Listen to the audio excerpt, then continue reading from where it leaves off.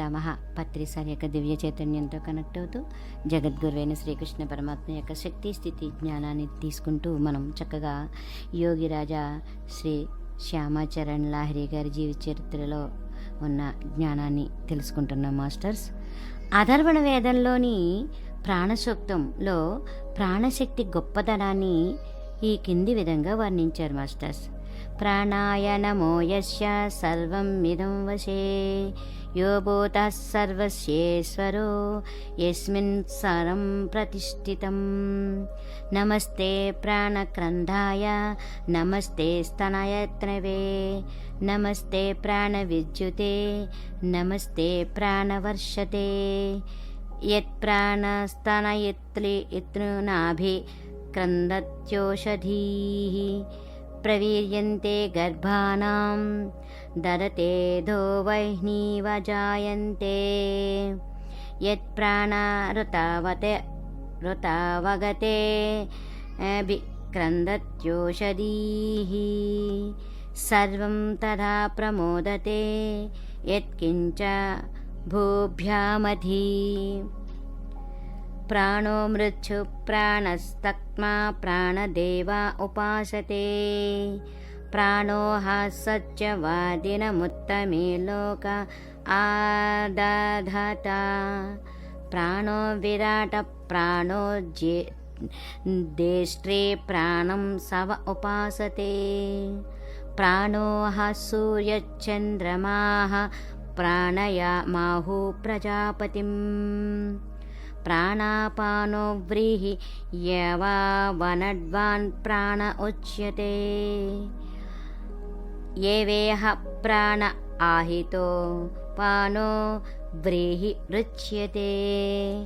అపానతి ప్రాణతి పురుషో గర్భే అంతరా. యథా త్వం ప్రాణ జిన్వస్యథ సజాయతే పునః. ప్రాణామాహుర్మాసారిష్వాన్ వాతోః ప్రాణ ఉచ్యతే. ప్రాణోః భూతం భవ్యం చ ప్రాణే సర్వం ప్రతిష్ఠితం. ప్రాణమామత్ పర్యావృతో నమదన్యో భవిష్యసి. అపాం గర్భామివ జీవసే ప్రాణబంధ్రామి త్వామయీ. అంటే హృదయంలో ప్రతిష్ఠితమై ఉన్న ప్రాణవాయువుకు ఓంకార క్రియ ద్వారా నమస్కారం. అన్నీ ప్రాణానికే వశమై ఉన్నాయి. అది లేకపోతే ఏదీ ఉండదు. ప్రాణం ద్వారానే లోపల బయట అన్ని పనులు జరుగుతున్నాయి. అంతటా అన్నిటికీ కర్త అయిన ప్రాణాన్ని సేవించటం చాలా అవసరం. అంటే క్రియ చేయడం అనేది చాలా అవసరం. ఉన్నదానికంతకి అంటే అస్తిత్వం ఉన్నదానికంతటికీ ఈశ్వరుడు ప్రాణం. ఈ ప్రాణేశ్వరుడి సేవ చేయటానికి ప్రాణం తప్ప మరొకటి ఏదీ లేదు. ఆ ప్రాణం వృద్ధికే ప్రాణాయామమని పేరు అన్నమాట. అందుచేత బుద్ధిమంతులందరూ ప్రతిరోజు ప్రాణసేవ చెయ్యాలి. అంటే క్రియ చేయడం ఉచితం. ప్రాణంలో అంతా నెలకొని ఉంది. శరీరం దానికి ఆధారం. గురువాణి మీద అంటే ఉపదేశం మీద శ్రద్ధ ఉంచి అందరూ విశ్వాసపూర్వకంగా ప్రాణక్రియ చేయడం అవసరం. ఇది మహత్తరము అమోఘము అయిన ఔషధం. అది ఒక్కటే అయినందువల్ల సకల శాస్త్రము సర్వప్రథమము అయినది ప్రాణాయామం అన్నమాట. ఆ ప్రాణవాయువు వికారం వల్ల మృత్యు కలుగుతుంది. దాంట్లో ద్యుతి లేదు. అది కూటస్థ శక్తి ద్వారా ప్రకాశితం లేదా అభివ్యక్తం అవుతుందన్నమాట. అదే తేజ ఆప అన్న స్వరూపమైన గాయత్రి. దాని కాంతి వల్ల లోపల బయట అన్నీ ప్రకాశిస్తూ ఉంటాయి. ఈశ్వరుడి స్మరణ చేయడం కూడా ప్రాణం తాలూకు కర్మే. ప్రాణాన్ని నిరోధించటం వల్ల ఒక విరాట్మూర్తి కంటపడుతుందన్నమాట. దాన్ని చూసేది కూడా ప్రాణమే. అందరూ ప్రాణోపాసన చేస్తున్నారు. కొందరు మనోయోగంతోనూ, కొందరు అమనస్క యోగంతోనూ చేస్తున్నారు. ఈ ప్రాణం ద్వారానే సూర్యుడు, చంద్రుడు కనిపిస్తున్నారు. ప్రాణ అపానాలకు మధ్య ఆ పురుషుడు ఉన్నాడు. అతనే వస్తున్నాడు, పోతున్నాడు. ఈ ప్రాణాన్ని మాత విశ్వం అంటారు. ఈ ప్రాణవాయువు ద్వారానే అంతా జరుగుతుంది. ప్రాణంలోనే అంతా ప్రతిష్ఠితమై ఉందన్నమాట. ప్రాణక్రియకు భిన్నమైనదంతా మిథ్య. ఎందువల్లనంటే సత్యంలో స్థితం కానిది మిథ్య కాబట్టి. అందుచేత ఆత్మక్రియ సర్వశాస్త్ర సమ్మతమైంది కనుక దాన్ని తప్పకుండా చెయ్యాలి. సర్వం ఓంకారం ఏ వేదం ఓం సర్వం గాయత్రీ త్రాయతే చాంద్యోగ్యోపనిషత్తులో ఉందన్నమాట. ఇలాగా ఈ శరీరమే ఓంకారం. దీన్ని తెలుసుకుంటే అన్నిటినీ గురించి తెలుస్తుందన్నమాట మనకి. క్రియే గాయత్రి. క్రియ చేయడం వల్ల త్రాణం కలుగుతుంది. ఏ అగ్నివర్ణం శుభం సౌఖ్యం కీర్తస్యంతి ఏ ద్విజాతాం తావయతి దుర్గా నినానేవ సింధు దురితాత్యగ్ని. ఋగ్వేదంలో చెప్పబడిందంట. ఇలా అంటే యోని ముద్రతో ప్రతిరోజు కూటస్థాన్ని దర్శిస్తూ ఉండే క్రియావంతుణ్ణి ఆ కూటస్థ స్వరూపమైన కోటకు అంటే దుర్గానికి యజమానురాలైన దుర్గా సంసార రూపమైన సముద్రాన్ని దాటిస్తుంది. క్రియారూపమైన ఓడ ద్వారా అలా చేస్తూ ఉండగా చంచల మనసు స్థిరమవుతుంది. ఈ క్రియ చేసిన తర్వాత లభించే అవస్థలో పాపాలన్నీ నశించిపోతాయన్నమాట. క్రియా కర్కే క్రియాకి పరావస్తే మే రహ్నా. క్రియ చేసి క్రియకు అవతలి అవస్థలో ఉండాలి. అన్ని మాటలకు అన్ని మాటలకు సారాంశం ఇదే. యోగిరాజులు చెప్తున్నారనమాట. అన్ని మాటలకు సారాంశం ఇదే. పూర్వజన్మలో చేసిన కర్మను దైవ కర్మ అంటారు. ఇప్పుడు చెయ్యవలసిన కర్మను పురుషకార కర్మ అంటారనమాట. అందుచేత దైవ పురుషకారజనితమైన కర్మ క్లేశాన్ని నివారించుకోవడానికి క్రియావంతులు గురూపదేశాన్ని అనుసరించి మనోయోగపూర్వకంగా ఎప్పుడు క్రియ చేస్తూనే ఉండాలి. 1728 సార్లు లేదా 20,736 సార్లు ఉత్తమ ప్రాణాయామం చేయడం వల్ల కోరికలన్నీ పూర్ణమై సిద్ధిస్తాయి. ఆ కూటస్థంలో స్థిరంగా ఉండడాన్ని లక్ష్మి అంటారు. ఇందులో శాంతి పదం లభిస్తూ ఉంటుందన్నమాట. క్రియ చేయడం వల్లనే సిద్ధి కలుగుతుంది. విశ్వకర్మ విశ్వకర్త్రి అంటే ఈ ప్రపంచాన్ని భరించేది పోషించేది అదే. కూటస్థంలో కృష్ణవర్ణంలో గోళాకారంగా ఉండేదే దేవుడు. పైగా ఎడమవైపు గుండెల్లో ఓంకార క్రియ ద్వారా స్థితి స్వరూపుడైన అతనే వామదేవుడు. ఈ శరీరంలోని 6 చక్రాల్లో ప్రవర్తిల్లే 6 ఋతువుల్లో కూటస్థ స్వరూపంలో ఉండే భ్రమరమే తుమ్మెద సర్వశ్రేష్టమైన మధుకరం అన్నమాట. ఇడా పిగళా రూపమైన ధనస్సును చేతపట్టినవాడే రాముడు. ఆయనే ప్రవృత్తి నివృత్తులను అన్నిటినీ హరిస్తాడనమాట. అందుకే ఆయన పేరు హరి. ఆయనే హరిణాక్షుల వంటి దివ్య చక్షు కూటస్థ స్వరూపుడు అనమాట ఆయన. అందుచేత హరినాం అన్న పేరు వచ్చింది ఆయనకి. ఆయన అన్ని భూతాలను పదార్థాలను హరించేస్తాడు కాబట్టే సర్వభూతహరుడన్న పేరు కూడా వచ్చింది.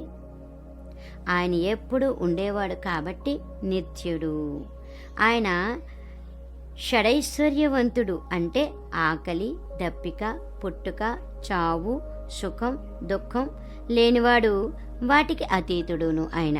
అందుకే ఆయన్ని భగవానుడంటారు. క్రీస్తు శకము 1874 సంవత్సరం అక్టోబర్ 28వ తేదీ డైరీలో యోగిరాజులు ఇలా రాసుకున్నారు. ఓం జ్యోత్ రూప్ ఏ హీ జ్యోత్ శరీర్ మే వ్యాపక్ హో జాయేగా తబ్ సబ్ దేఖేగా ఆ ఉర్ బోల్నే కా తబియత్ నా చాహ్నే పర్. అంటే ఈ ఓంకార రూపమైన ఆత్మజ్యోతి శరీరమంతటా వ్యాపించిన మీదట ఈ శరీరంలోని స్వర్గమధ్య పాతాళ లోకాలు ఉన్నాయి మాస్టర్స్. వ్యాపించిన మీదట అన్నీ కనిపిస్తాయి. ఇచ్చ లేకపోయినప్పటికీ కూడా అన్నీ వినవస్తూ తెలియవస్తూ ఉంటాయన్నమాట, మనకి ఇచ్చ లేకపోయినా సరే. దీని గురించి అర్జునుడు ఇలా చెప్తారు. ద్యావా పృథివ్యో రిదమంతరం హి వ్యాప్తం త్వయైకేన దిశశ్చ సర్వాః దృష్ట్వాద్భుతం రూపముగ్రం తవేదం లోకత్రయం ప్రవిదితం మహాత్మన్. అంటే మహత్తు ప్రాణరూపుడైన ఓ మహాత్మా, స్వర్గానికి భూమికి నడుమనున్న ఈ అంతరం అంటే అంతరిక్షం అంటే మూలాధారానికి సహస్రారానికి మధ్య లేదా లోపల ఆ 4 దిక్కుల నీ ఆత్మ తాలూకు తేజోరూపకాంతి వ్యాపించి ఉంది. నీ అద్భుత ప్రచండాగ్నికి సమానమైన భయంకర రూపాన్ని చూసి 3 లోకాలు అత్యంత భయభీతులయ్యాయి. అంటే శరీరంలో పైన కింద మధ్యలో ఉన్న లోకాలు 3 భయగ్రస్తమయ్యాయి, మనస్సు బెదిరిపోయింది అని అర్జునుడు కృష్ణ పరమాత్మతో చెప్తున్నాడనమాట. యోగిరాజులు ఎప్పుడు తమను గురించి ప్రచార ప్రసారాలు జరగాలని ఆయన కోరుకోలేదు. అందువల్ల తమ ఫోటో తీయడానికి ఎవ్వరికీ అనుమతి ఇచ్చేవారు కాదనమాట. ఒకనాడు వారి భక్తులందరూ ఒక ఫోటో తీయించాలని నిర్ణయించుకున్నారు. వారి భక్తుల్లో ఒకడు నేర్పుగల ఫోటోగ్రాఫరు అయిన గంగాధర్ దేవుని పిలిపించడం జరిగింది. ఇప్పటికి వారు యోగిరాజుల ఒప్పుదల కోసం విన్నవించుకుంటున్నారనమాట. దానికి యోగిరాజులు ఫోటో తీయవలసిన అవసరం ఏమీ లేదు, ఫోటో తీసిన తర్వాత ముందు మీరు సాధనంతా విడిచిపెట్టేసి ఫోటోకి పూజలు మొదలు పెడతారు అని చెప్తున్నారనమాట. కానీ భక్తులు అలా వదులుతారా? పదే ప్రార్థించిన మీదట యోగిరాజుల ఫోటో తీయడానికి అనుమతి ఇచ్చారు. అక్కడ గంగాధర్ బాబుతో పాటు భక్తులందరూ ప్రసన్న హృదయాలతో ఫోటో తీసుకోవడానికి తయారయ్యారనమాట. యోగిరాజులు కెమెరా ఎదుటికి వెళ్ళి చిన్నపిల్లల మాదిరిగా కెమెరాలోని భాగాలన్నింటిని గురించి తెలుసుకోవడం మొదలెట్టారు. ఇక్కడ గంగాధర్ బాబు ఎంతో ఉత్సాహంతో కెమెరా భాగాలన్నీ చూపిస్తూ వాటికి సంబంధించిన విషయాలన్నీ చెప్పడం మొదలుపెట్టారన్నమాట. కానీ ఫోటో తీసేటప్పుడు గంగాధర్ బాబుకు పెద్ద చిక్కు వచ్చి పడింది. కెమెరా లెన్స్ అద్దంలో యోగిరాజుల రూపమే కనిపించడం లేదు. కెమెరాలో ఏదో లోపం ఉందనుకున్నాడు. కానీ పరీక్ష చేసి చూడగా లెన్స్లో తక్కిన వాళ్ళ బొమ్మలు బాగానే కనిపిస్తున్నాయి. ఇంతలో గంగాధర్ బాబుకు రహస్యమంతా తెలిసి వచ్చింది. యోగిరాజులేమో ముసిముసి నవ్వుకోవడం కనిపించిందనమాట. ఈసారి గంగాధర్ బాబు చేతులు జోడించి ప్రార్థించాడు. మీరు దయ తలచకపోతే ఫోటో రాదండి, భక్తుల కోరిక కూడా నెరవేరదండి అని చెప్పాడనమాట. అప్పుడు ఈసారి యోగిరాజులు నవ్వుతూ ఫోటో తీయి అన్నారు. ఈ మాట లెన్స్లో వారి బొమ్మ స్పష్టంగా ప్రతిఫలించింది. ఇప్పుడు వారి అనుయాయుల్లో లేదా భక్తుల్లో లక్షలాది మంది దగ్గర కనిపించే బొమ్మ ఆనాడు గంగాధర్దే తీసిన ఫోటోయే. ఇది తప్ప వారికి మరో ఫోటో ఏది తీయడం జరగలేదు. కానీ ఆశ్చర్యం ఏమంటే ఎక్కడ ఏ దుకాణంలోనూ వారి బొమ్మ దొరకదు. బహుశా ప్రసారాలకు వారు విముఖులు కావడం వల్లనే ఈ విధమైన గోప్యం నిలుపుతున్నారన్నమాట. యోగిరాజుల శరీరం ఎంత అందంగా ఉండేదోనని సహజంగానే అనిపిస్తూ ఉంది. వారి ఫోటో చూసినప్పుడు యోగికి సహజమైన దేహం వారిది. వారి కళ్ళ వైపు చూస్తే బ్రహ్మాండానంతని అత్యంత తీక్షణంగా చూస్తున్నట్లుగా ఉంటుంది. వారు శాంభవి ముద్రా స్థితిలో ఉన్నారన్నమాట. శ్యామాచరణులు సాధనలో సర్వోన్నత శిఖరాన్ని ఆరోహించి ఆర్ష స్థితి ఉన్నప్పటికీ కూడా ఎప్పుడూ సహజత్వము సరళత్వము ఉట్టిపడే విధంగానే జీవనం గడుపుతూ ఉండేవారు. వారి వేషభాషలు చాలా సాధారణంగా ఉండేవన్నమాట. స్వల్ప భాషలు, మధుర భాషలు, ఆయన స్వల్ప భాషలు మధుర భాషలు అయిన శ్యామాచరణులు ఏదో ప్రయోజనం లేనిదే యోగ విభూతిపరమైన ఐశ్వర్యాన్ని ఎన్నడూ వ్యక్తం చేసేవారు కారన్నమాట. ఆయన అప్పుడప్పుడు చూపించిన లీలలు కూడా భక్తుల్లో విశ్వాసం దృఢపరచాలన్న ఉద్దేశంతో కనబరిచిన యోగపరమైన అలౌకిక చర్యలే.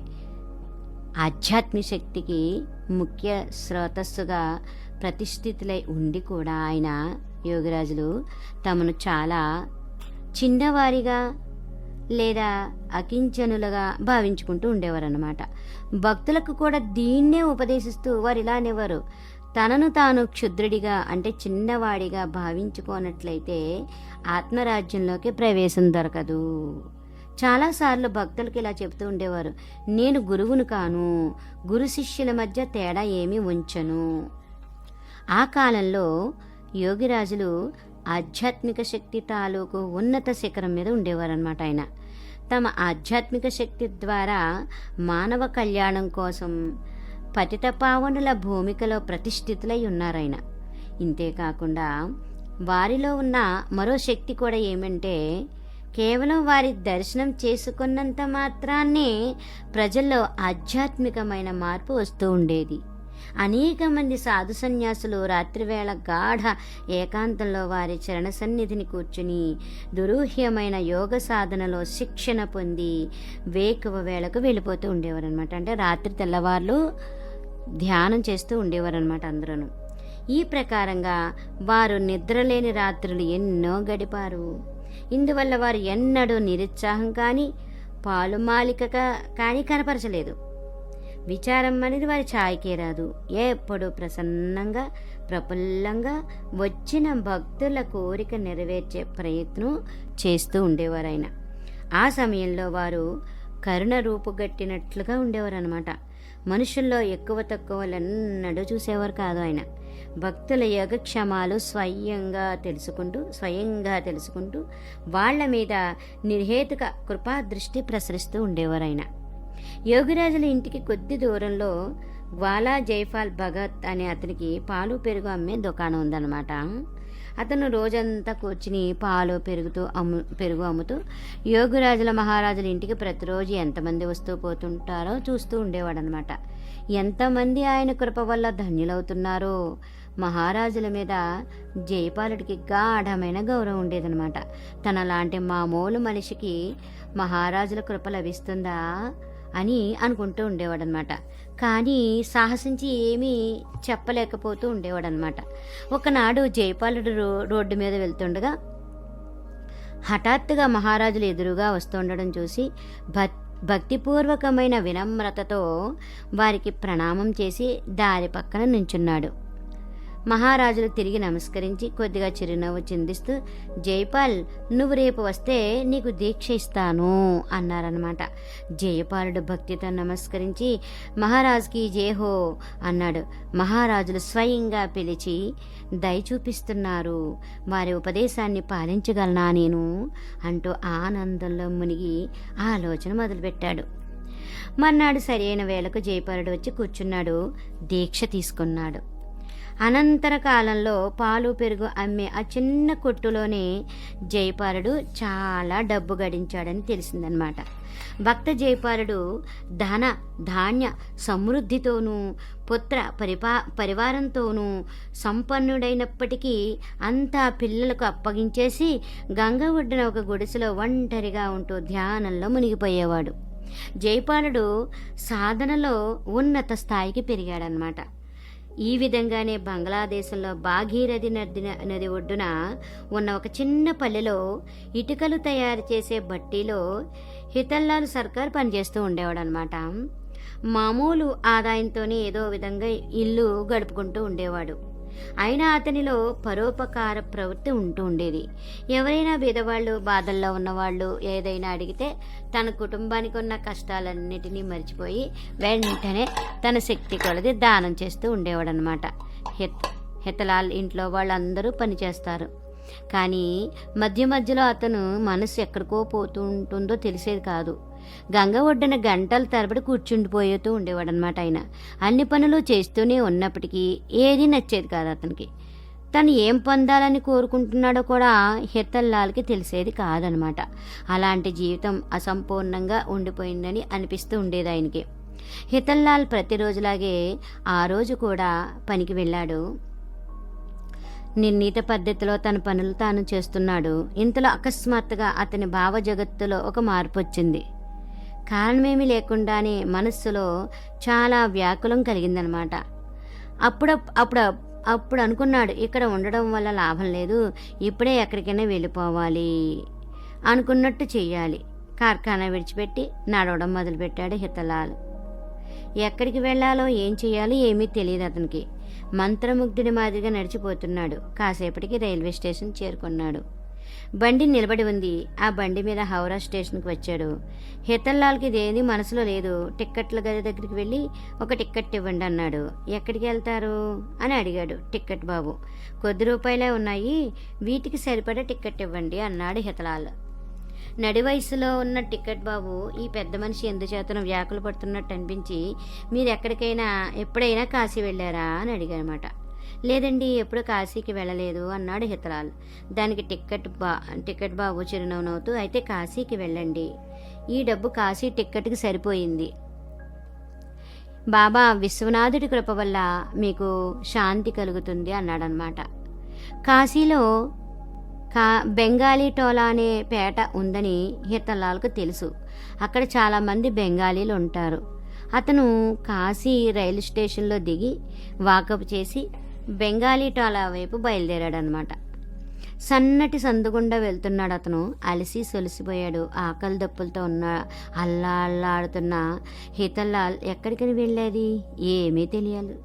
నడవాలి కాబట్టి నడిచిపోతున్నాడు.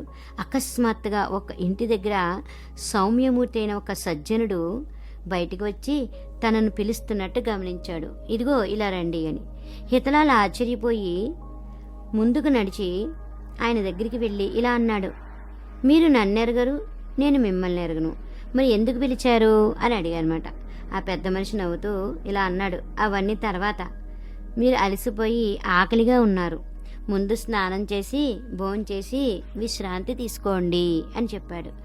నా కష్టగాథ ఈ పెద్ద మనిషికి ఎలా తెలిసిందా అని అనుకున్నాడనమాట హితలాల్. హితలాల్ స్నానానికి భోజనానికి విశ్రాంతి తీసుకోవడానికి కావాల్సిన ఏర్పాటు జరిగిందనమాట.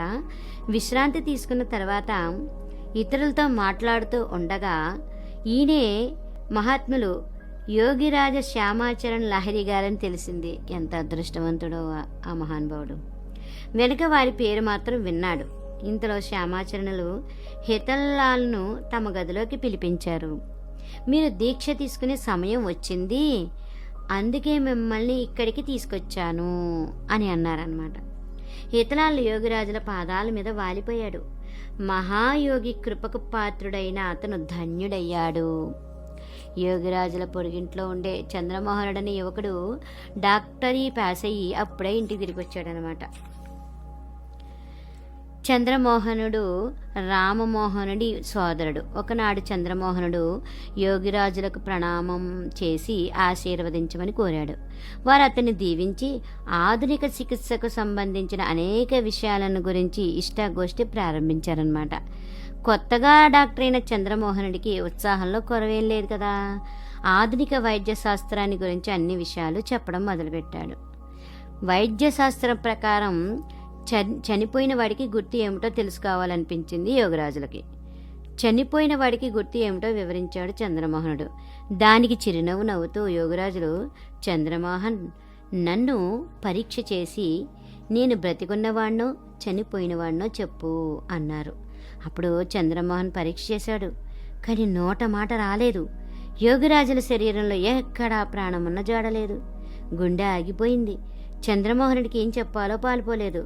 ఉన్నట్టుండి చిరునవ్వు నవ్వుతూ యోగిరాజులు, అయితే మరి చంద్రమోహన్, నాకు డెత్ సర్టిఫికెట్ రాసి అన్నారు. చంద్రమోహనుడు సంకటంలో పడ్డాడు. జవాబు ఏం చెప్పాలా అని ఆలోచిస్తున్నాడు. చటుక్కున అతనికి ఒక ఆలోచన తట్టింది. డెత్ సర్టిఫికెట్ అయితే రాసిస్తాను, కానీ మీరు మాట్లాడుతున్నారు, చనిపోయిన వాడైతే మాట్లాడలేడు అన్నాడనమాట. అప్పుడు యోగిరాజులు విరగబడి నవ్వి, నువ్వన్నది నిజమే, కానీ మీ ఆధునిక విజ్ఞాన శాస్త్రానికి పైన తెలుసుకోవలసింది చాలా ఉంది.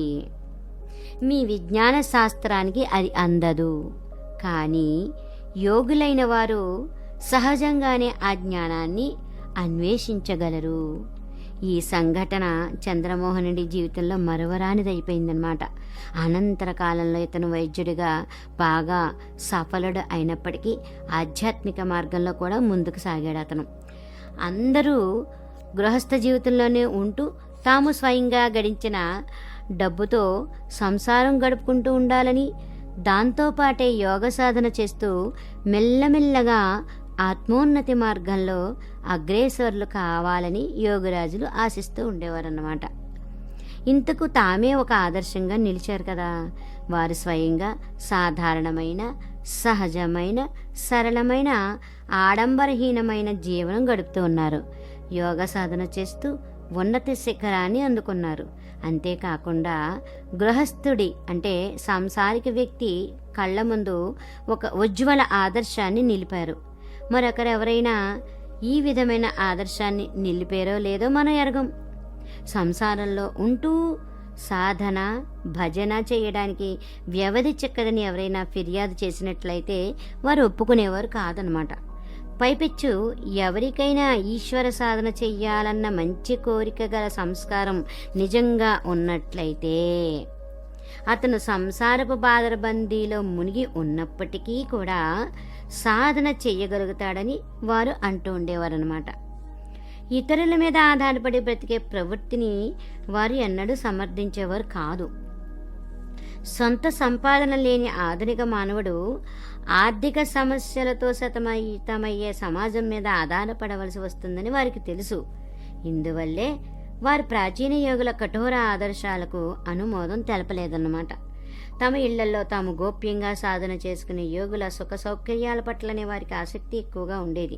మొట్టమొదట ఋషుల ద్వారా వెల్లడైన కఠిన యోగ పద్ధతులను సామాన్య ప్రజలందరికీ ఉపయోగపడేటట్లుగా చేసి, మూసి ఉన్న యోగ ద్వారాలను తెరిచి అందరికీ సుగమమైన యోగ మార్గాన్ని తయారు చేశారు ఈయన. బలహీనుడైన ఆధునిక మానవుడి విషయంలో ప్రాచీన యోగం తాలూకు కఠోర సాధన సంభవం కాదని వారికి తెలుసు. ఇందుకే అందులోని ప్రాచీనమైన చిక్కులు విడదీసి సర్వసాధారణ ప్రజలకు అనుకూలంగా ఉన్న దాన్ని ప్రత్యక్ష ఫలప్రదము,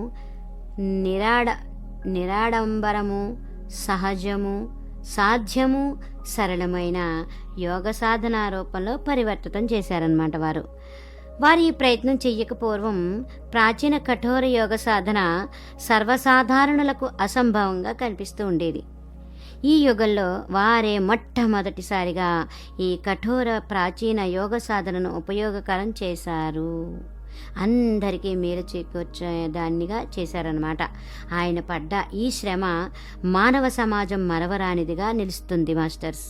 ఈ శ్రమ మానవ సమాజాన్ని ఆత్మానుసంధాన దిశలో ఉన్నత స్థాయిలో నిలిపింది.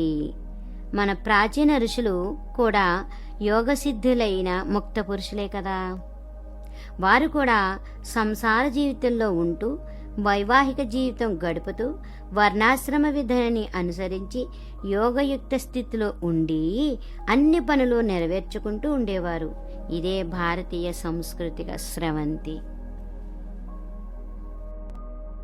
డాక్టర్ బ్రహ్మర్షి పితామహ పత్రిసారి యొక్క దివ్య చైతన్యంతో కనెక్ట్ అవుతూ జగద్గురువైన శ్రీకృష్ణ పరమాత్మ యొక్క శక్తి, స్థితి, జ్ఞానాలను తీసుకుంటూ మనం చక్కగా యోగిరాజా శ్రీ శ్యామాచరణ్ లాహిరి మహాశయ జీవిత చరిత్ర తెలుసుకుంటున్నాం మాస్టర్స్.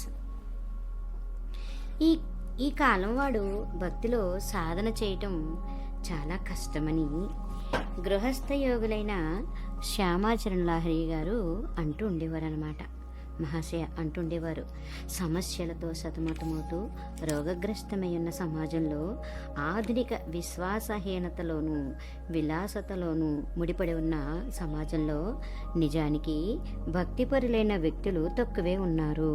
అందువల్ల వారు ప్రజల మనస్సులకు సహజము, సరళము, నిరాడంబరమైన యోగ సాధన పట్ల ఆకర్షణ కలిగేటట్లు చేస్తూ ఈ యుగానికి అనుకూలము ఉపయోగకరము అయిన సహజ యోగ సాధన గణిత శాస్త్రం మాదిరిగా పూర్తిగా భ్రాంతిరహితమైనదని చెప్తూ ఉండేవారు అనమాట ఆయన. దీంట్లో చిక్కులేమీ లేవు. ఎందువలనంటే కుల సంప్రదాయాల్ని మతాన్ని పక్కకి పెట్టి ఎవరైనా దీన్ని సాధన చేయగలుగుతారు.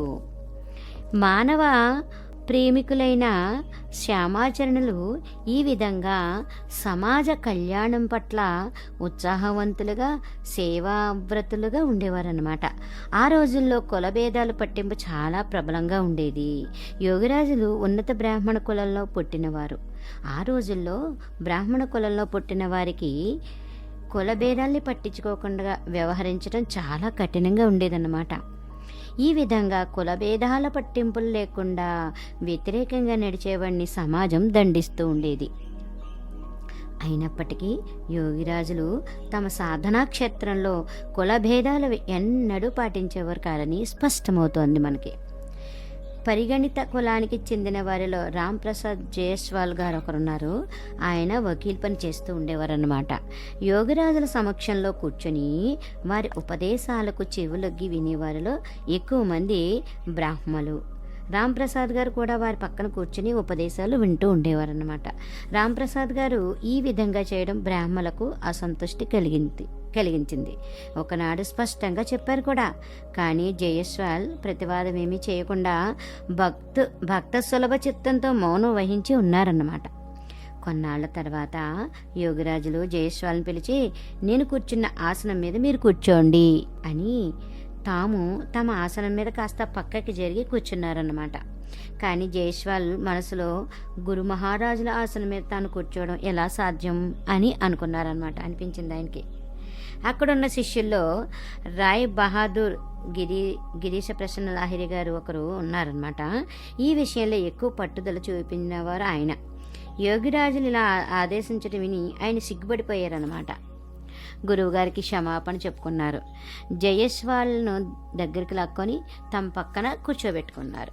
ఈ విధంగా యోగిరాజులు భేదాలన్నిటినీ దూరం చేసి ఈశ్వర సాధన కోసం అందరికీ సమానమైన మర్యాద ఇస్తూ ఉండేవారన్నమాట. అర్ధచంద్రాకారంగా గంగను చుట్టుకుని ఉన్న శివక్షేత్రం కాశీధామం ప్రాగ్వైదిక కాలం నుంచి కూడా భారతవాసుల్ని ఆధ్యాత్మిక పథం వైపు ఆకర్షిస్తూనే ఉంది కాశీక్షేత్రం. భారతీయ సంస్కృతికి దారకము వాహకము అయిన ఈ శివపురం ఈనాటికి సమానంగా క్రియాశీలకమై ఉందన్నమాట. రాజా మహారాజులు, సాధు సన్యాసులు, ఫకీర్లు అందరూ ఇక్కడికి వచ్చి భక్తి శ్రద్ధలు నివేదించుకుంటూ ఉంటారన్నమాట. వ్యాకులత చెందినవారు తమ ప్రార్థనలను విశ్వనాథుడి సన్నిధిలో విన్నవిస్తారు. ఇక్కడికి వచ్చిన మీదట అందరూ సమానులైపోతారు. ఆ కాలంలో కాశ్మీరును పాలించే రాజుగారు ఒకసారి కాశీకి వచ్చారు. అంతకుముందే ఆయన గృహస్థ యోగులైన శ్యామాచరణల గురించి విని ఉన్నారు. కాబట్టి యోగురాజులను తాము ఎప్పుడు ఎలా కలుసుకోవాలో తెలుసుకురమ్మని తమ రాజ్యంలో ఉన్నత పదవిలో ఉన్న ఉద్యోగిని ఒకరిని వారింటికి పంపించారనమాట. ఆ ఉద్యోగి వచ్చి రాజుగారి కోరికను యోగిరాజులకు విన్నవించినప్పుడు ఆయన ఇలా అన్నారు, రాత్రి 9 గంటలకు ఇక్కడ ఎవరు ఉండరు. అప్పుడు రాజుగారు ఇక్కడికి ఒంటరిగా రావచ్చు. అవసరమైతే ఒక నమ్మకస్తుని వెంట తీసుకుని కూడా రావచ్చు. కానీ ఇక్కడికి వచ్చిన సంగతి రాజుగారు రహస్యంగా ఉంచాలి అని చెప్పారనమాట. అన్న సమయానికి రాజుగారు వచ్చారు. పరస్పర నమస్కారాలు అయిన తర్వాత యోగిరాజులతో ఇష్టాగోష్ఠి చెప్పి ఆయన చాలా ప్రసన్నులయ్యారనమాట రాజుగారు. అయితే ఈ సమాగమ విషయం రహస్యంగా ఉంచాలనడానికి కారణం ఏమిటని యోగిరాజులను అడిగారనమాట. అడిగితే దానికి యోగిరాజులు ఇలా అన్నారు, మీరు రాజులు, మిమ్మల్ని అందరూ గుర్తుపడతారు. పగలు కనుక వస్తే ఇక్కడ ఒక పెద్ద గుంపు పోగవుతుంది. అందుకే ఈ విషయం రహస్యంగా ఉంచమని చెప్పాను అని చెప్పారన్నమాట. రాజుగారు ప్రసన్న హృదయులై వారి దగ్గర దీక్ష తీసుకున్నారు. ఆనాటి నేపాల వర్ధమాన్ రాజు కూడా ఈ విధంగానే రహస్యంగా వచ్చి యోగిరాజులను కలుసుకుని వారి కృప పొంది ధన్యులయ్యారన్నమాట. యోగిరాజులు తాము నిర్ధారించిన సాధనా మార్గంలో అనేక క్రమాల్ని నిర్దేశించారన్నమాట. సాధకుడు తన సాధన ద్వారా ఉచ్చ స్థితి నుంచి ఉచ్చతమ స్థితికి పొందే విధాన్ని బట్టి సాధనలో ఉచ్చత క్రమాలను కూడా పొందుతాడు. ఈ నియమాన్ని వారు తమ జీవితకాలం అంతా పాటించారు. భవిష్యత్ సాధకులు కూడా దీన్ని పాటించాలని విధించారన్నమాట. క్రమభంగం కావించే సమస్య లేదు. ఒకనాడు ఒక భక్తుడు చేతులు జోడించి ఇలా విన్నవించుకున్నాడు, మీరు లేనప్పుడు తదుపరి క్రమాలను ఎవరి దగ్గర పొందగలను? దీనికి సరైన ఏర్పాటు మీరు బతికుండగానే చేసి వెళ్ళండి అని. దానికి సమాధానంగా యోగిరాజులు ఇలా అన్నారు, ఎంతో ప్రవాహం సాగిపోతూ ఉంటే నా సామర్థ్యం ఏముంది? నీ సమయం వచ్చినప్పుడు నువ్వు ఎడారిలో ఉన్నప్పటికీ కూడా నీకు సహాయం దొరుకుతుంది అని చెప్పారనమాట. యోగిరాజులు ఎవరిని స్వధర్మాన్ని అంటే తమ మతాన్ని విడిచిపెట్టమని చెప్పలేదు. వారి ద్వారా వెల్లడైన సాధనా మార్గంలో ఇదొక విశిష్టత అన్నమాట. ఏ ధర్మాన్ని అవలంబించిన వాడైనా, ఏ మతం వాడైనా ఈ యోగ సాధన చేయగలడు. అతనికి ఏ విధమైన ఇబ్బంది లేదు. శాక్త, శైవ, వైష్ణవ, సౌర, గాణాపత్య శాఖల వారితో సహా అందరూ హిందువులు, ముసల్మాన్లు, క్రిస్టియన్లు అందరూ యోగ సాధన చేయగలరు. ఇందులో ప్రతిబంధకం ఏదీ లేదు. దీన్ని వారు ఆత్మసాధన అంటుండేవారు అనమాట. సమస్త జీవాత్మ ఒక్కటే, అన్ని జీవుల దేహాల్లోనూ ఒక్కటే ఆత్మ విరాజిల్లుతోంది. అందువల్ల ఆత్మ సాధనలో అడ్డంకి అనేది ఏదీ లేదు. ధార్మిక విశ్వాసం, దేవీ దేవతల మీద ఆస్థ లేదా భక్తి లేదా ఎవరికి ఇష్టమైనది వారికి ఉంటుంది. మీ విశ్వాసాలని ఆధారం చేసుకొని ఆత్మ సాధన చేస్తూ ఉండండి అని చెప్పేవారనమాట. ఈ కారణంగానే హిందూ, ముసల్మాన్, క్రిస్టియన్ మొదలైన అనేక మతాల్లో శ్రేణుల్లో ఉన్న మోక్షకాములు, సత్యాన్వేషకులు అయిన భక్తులు వారి చరణాలను ఆశ్రయించేవారనమాట. అబ్దుల్ గఫూర్ అనే ఒక పేద ముస్లిం భక్తుడు వీరి దగ్గర యోగ దీక్ష తీసుకుని సాధనలో ఉన్నత స్థాయిని అందుకున్నారనమాట. ఆయన యోగిరాజులు స్వయంగా అనేక మందికి యోగక్రియ ప్రదానం చేస్తూ ఆత్మోన్నతి మార్గంలో ప్రగతి సాధించడానికి వాళ్ళకి ప్రేరణ ఇస్తూ ఉండేవారన్నమాట. వారు ఎంతమందికి దీక్షా ప్రదానం చేశారో చెప్పడానికి ఖచ్చితమైన లెక్క అంటూ ఏదీ లేదు. వాళ్లలో విఖ్యాత యోగులుగా పరిచితులైన వారు కొందరే ఉన్నారు. యోగిరాజుల కుమారులు ఋషికల్పులు, తిన్కోడి లాహిరి, దుకోడి లాహిరి, పంచానన భట్టాచార్య, స్వామి ప్రణవానందగిరి, స్వామి శ్రీ యుక్తేశ్వరగిరి గారు, భూపేంద్రనాథ్ గారు సన్యాలు, స్వామి కేశవానంద గారు, స్వామి కేవలానంద, స్వామి విశుద్ధానంద సరస్వతి, కాశీనాథ శాస్త్రి, నగేంద్రనాథ్ భాదురి, ప్రసాద్ దాస్ గోస్వామి, కైలాస చంద్ర వద్యోపాధ్యాయ, రామ్ గోపాల్ మజుందార్, మహేంద్రనాథ్ సన్యాల్, రామ్ దయాల్ మజుందార్, హరినారాయణ పాల్ది, వీళ్ళు మొదల ముఖ్యులు అనమాట వీళ్ళు. అంతేకాకుండా భాస్కరానంద సరస్వతి, బాలానంద బ్రహ్మచారి గారు కూడా తమ సాధన మార్గానికి భిన్నమైన యోగిరాజుల సాధనను అనుష్ఠించినట్లు వినవస్తుంది. ఆ కాలపు రాజు కాశీరాజు, నేపాల్ రాజు, కాశ్మీర్ రాజు, భరద్వాన్ రాజు గారు, కాళీకృష్ణ ఠాగూరు, సర్ గురుదాసు, వంద్యోపాధ్యాయ వంటి సమాజంలో ఉన్నత శ్రేణిలో ఉన్న మరికొందరు కూడా వారి దగ్గర యోగ దీక్షను పొందారు. ఇంతేకాకుండా సమాజంలో అట్టడుగు స్థాయిలో ఉన్న వేలాది మంది ముక్తి మార్గ సంధానం పొంది కృతకృత్యులయ్యారు. గృహస్థాశ్రమం కంటే గొప్ప ఆశ్రమం ఏదీ లేదని అంటుండేవారు అనమాట యోగిరాజులు. గృహస్థాశ్రమం మీదే తక్కిన ఆశ్రమాలన్నీ ఆధారపడి ఉన్నాయి. బ్రహ్మచర్య, వానప్రస్థ, సన్యాసాశ్రమాల భరణ పోషణలు చేసేది గృహస్థాశ్రమవాసులే. అందుకే గృహస్థాశ్రమం శ్రేష్టమైనది అని చెప్తూ ఉండేవారు అనమాట.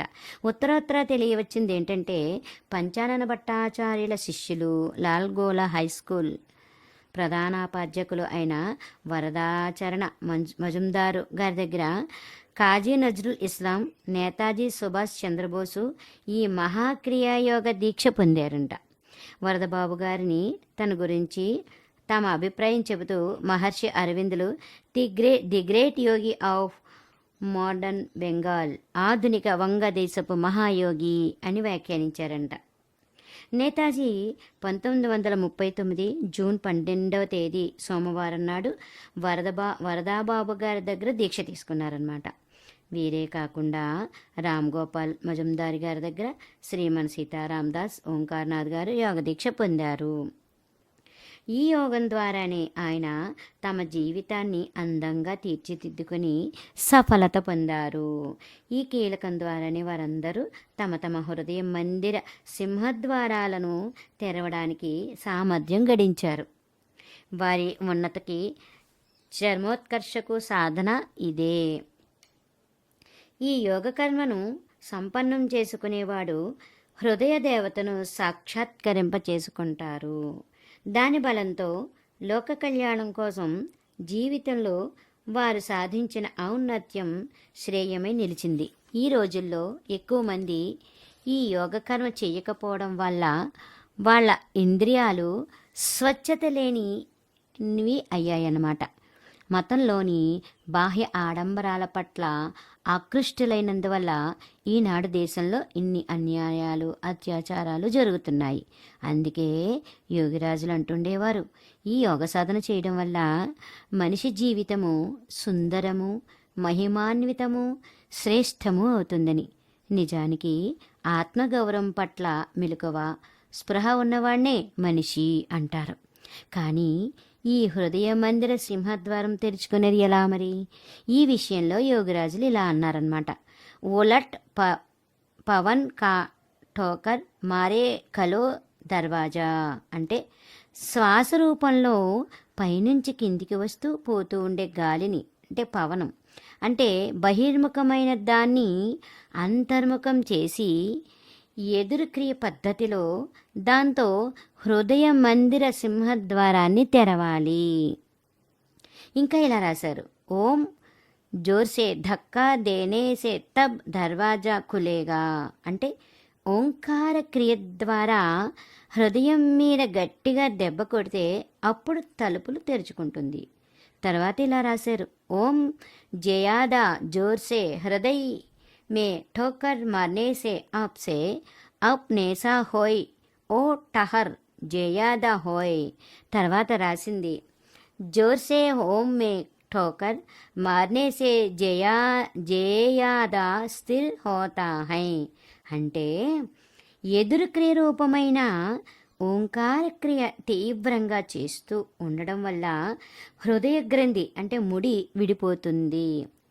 అప్పుడే మూసి ఉన్న తలుపు తెరుచుకుంటుంది, అజ్ఞానం దూరమైపోతుంది. ఈ ఎదురుక్రియ చేస్తూ ఉండడం వల్ల గాఢమైన మత్తు ఒకటి దానంతట అది కలుగుతుంది. స్థిర గృహంలో చాలాసేపటి వరకు ఉండిపోవచ్చు మనం. ఈ అవస్థ ప్రాప్తించిన మీదట ఇతరుల దుఃఖానికి మన మనసు కరిగిపోతూ ఉంటుందన్నమాట. ఇందువల్లే కింది గీతం ద్వారా వారు ఇలా వ్యక్తం చేశారు, దుర్దశరేఖ దేఖర్ దయాకర్ హృదయ్ తబై భాయిగే చైతన్య రూప్ జస్ చంద్రోదయ్ అప్నే సామర్థ్ కోशिश करो हो मत निठर परमात्मा संतुष्ट हुए से मन होत मधुर तर जा ओ अमर पद वोहा करो वासा చలో రావ్ సద్గురు కా కరో ఓహి ఉపదేశక అంటే ఇక్కడ దాని అర్థం ఏంటంటే ఇతరుల దుఃఖాన్ని చూసి హృదయాన్ని దయార్ద్రం చేసుకోండి, అప్పుడే చైతన్య రూపమైన చంద్రోదయం కలుగుతుంది. మీ సామర్థ్యంతో ప్రయత్నం చెయ్యండి, నిష్ఠురులు కాకండి. పరమాత్మ సంతృష్టి చెందితే మనస్సు మధురమవుతుంది. దీన్ని దాటి అమరపదాన్ని చేరి అక్కడ నివసించండి. సద్గురువు దారిలో నడవండి. ఆయన ఉపదేశించింది చెయ్యండి.